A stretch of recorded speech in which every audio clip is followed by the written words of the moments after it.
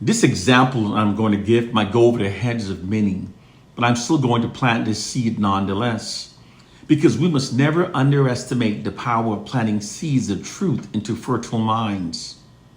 Here's that example. Imagine that millions of people are upon a large, massive ship that has been steered towards a path to their destruction by their enemies. And because these people have totally normalized the path, they therefore do nothing about it. They just keep dancing aboard the ship as it takes them closer towards their destruction. And whenever those among them that knows what's actually happening tries telling the masses, they're ignored. Because the masses think that those who are telling them the truth are the crazy ones. This is because they've totally normalized the path to their own destruction. This example illustrates what has been done to the African American culture by white oppressive forces. There's nothing normal about celebrating our denigration. Nothing normal about calling ourselves by the N word, calling our women by the B and H word. There's nothing normal about sagging our pants nor glorifying pimps. There's also nothing normal about perceiving ourselves as being our own worst enemies while revering and defending those who have proven themselves as being our worst enemies. We also used to yearn for black liberation. Now millions of us say, I don't want to hear that damn black liberation crap. Most of us no longer yearn for black liberation, but instead only wants a comfortable position within the system of white supremacy. Our enemies have steered our culture towards a path of our own destruction. The ideological structure of the African American culture has been turned upside down. And because this path to our destruction has been totally normalized, most of us do nothing about it and perceive those who are trying to warn the masses as being the crazy ones. Many African Americans have been misled to believe that our current collective condition is the result of the Willie Lynch myth. However, that myth is merely being used to keep us distracted from the truth. Let's look at the facts to the contrary of that myth. During the 1960s, we called ourselves brothers and sisters and called our oppressors crackers. Today, we're calling ourselves by the N word and the B word while calling our oppressors white people. Clearly, we're now respecting them more and respecting ourselves much lesser. During the 1960s, we unanimously agreed that white oppressive forces were our worst enemies. Today, millions of us are now insisting that we're our worst enemies. During the 1960s, unified black protest was unprecedented. Today, we're more divided than at any previous time in history. If our collective condition was caused by the Willie Lynch myth or anything done to our ancestors during their enslavement, those symptoms would have logically lessened with each new generation as we move further away from the era of slavery, not worsening as we witnessed amongst our people. The fact that we're worse off today collectively as a people than we were during the 1960s is proof that our condition has nothing to do with the Willie Lynch myth. Furthermore, we also know that our condition has nothing to do with the Willie Lynch myth, because that myth presents what would in fact be the least plausible and the least effective method used for controlling generations of people. It's simply not how true brainwashing is achieved. True brainwashing requires a system that's being constantly reapplied and reinforced upon the minds of a targeted population in order to remain effective. The truth of our plight and condition are the results of an ideological subversion system that was deployed against the entire African American population beginning around 1968 in response to that decade's unprecedented unified black protests. A system designed to ensure that it never happens again is how the Black Power movement was neutralized. This isn't some silly conspiracy theory. It's the absolute truth that white oppressive forces don't want the black masses to ever learn.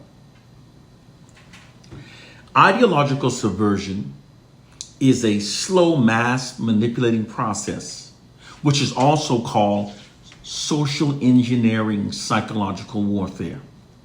It uses disinformation, misinformation, and unrelenting media subliminal programming to gradually change the collective minds of a targeted population in ways that are against their own interests, and instead in ways that benefits those that are secretly deploying the ideological subversion system. As witnessed by the fact that millions of black people now perceive ourselves as being our own worst enemies and reveres the white society in spite of a brutally horrific history and reality of the contrary. This profound change within the African American culture that clearly benefits the white society is the deliberate result of this ideological subversion system. It's always by deliberate design whenever the oppressed population changes in ways that benefits the oppressors. Whenever this happens, it's always because the group mind of the oppressed population has been deliberately distorted to do so. And it's achieved by deploying an ideological subversion system against the collective minds of the oppressed. Ideological subversion is a sophisticated gradual brainwashing process which changes the collective mindset of the oppressed in ways that profoundly hinders their ability to liberate themselves from the oppression. It prevents them from being able to unify themselves and come to any sensible conclusion in the interest of defending themselves, their families, and their communities.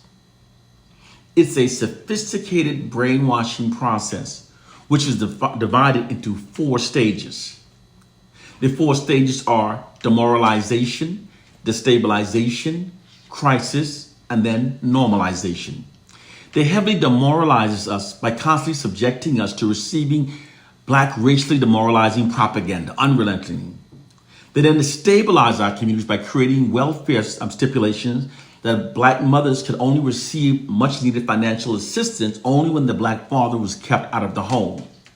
This fact, combined with the unfair laws and sentencing guidelines that led to the disproportionate and long-term mass imprisonments of black men, also contributed greatly to the destabilization of the African American culture.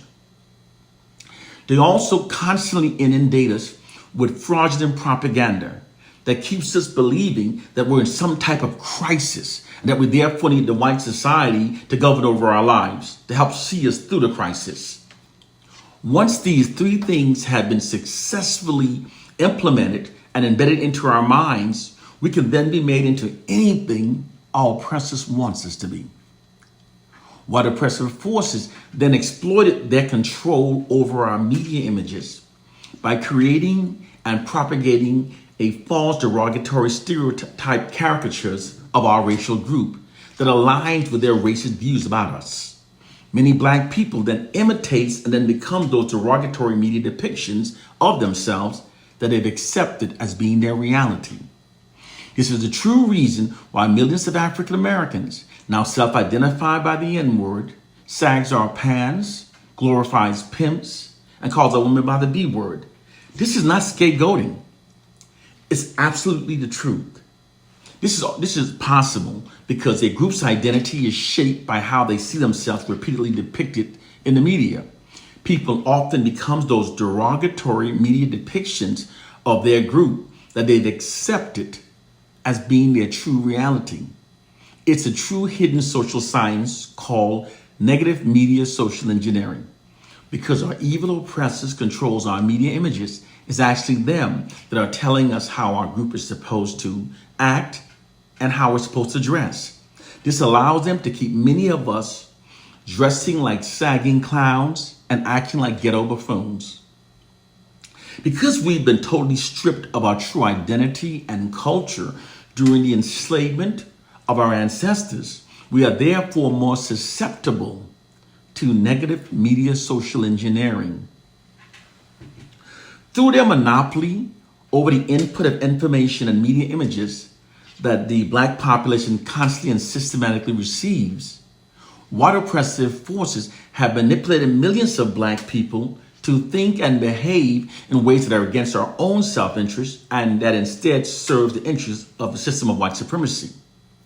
More specifically, they've negatively distorted our narratives and our media images to condition millions of us to perceive ourselves through a false, inherent, subordinate identity that aids the white society in maintaining its social dominance and control over the African American population. This is all possible because regardless of how intelligent people are, if it's possible to control the input of media images and narratives that they receive, it's entirely possible to control what they will believe. And because our belief directly affects our behavior, you can even control a people's behavior. Today, through white society's monopoly over the information and media images that are fed into our minds, white oppressive forces have created an elaborate psychological prison for the minds of the Black masses. And those of us who don't critically think never notices our mental change. Those of us who are telling you the truth are trying to free you from a mental prison that you don't even know you're trapped within. Therefore, you just keep dancing and partying. The African slave of the 21st century are those who cannot break free from the prison for our minds that our enemies have created for us. I never said that what I teach will be easy to comprehend by all. I said it will be the truth. Our oppressors have created a prison for our minds. We must free ourselves from it. One love and peace.